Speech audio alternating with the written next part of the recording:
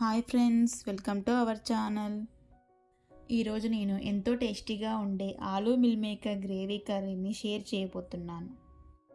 ముందుగా meal maker తీసుకొని దాంట్లో హాట్ వాటర్ వేసుకొని 5 మినిట్స్ అయ్యాక ఇలా వాటర్ అంతా పోయేలా స్క్వీజ్ చేసుకోవాలి.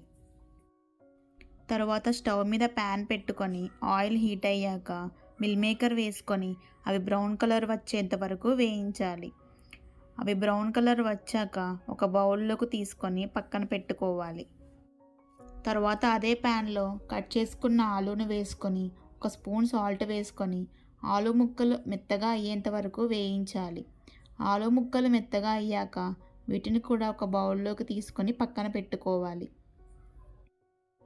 తర్వాత అదే ప్యాన్లో సన్నగా చాప్ చేసిన ఆనియన్ను బ్రౌన్ కలర్ వచ్చేంత వరకు వేయించి వాటిని మిక్సీ జార్లో వేసుకొని 4 జీడిపప్పు వేసుకొని మెత్తగా గ్రైండ్ చేసుకొని పక్కన పెట్టుకోవాలి.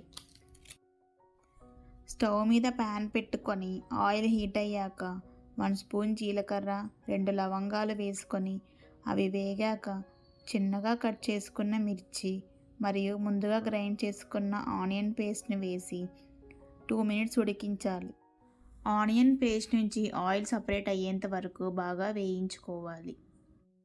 2 మినిట్స్ అయ్యాక కొద్దిగా అల్లం పేస్ట్ మరియు పసుపు వేసుకొని టమాటా ప్యూరీని కూడా వేసుకొని బాగా మగ్గించాలి.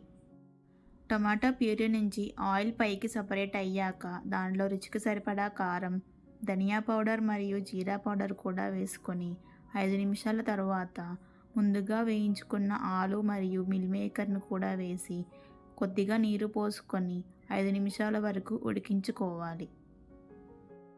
ఇలా వాటర్ పోయడం వల్ల గ్రేవీ అనేది అడగంటకుండా ఉంటుంది.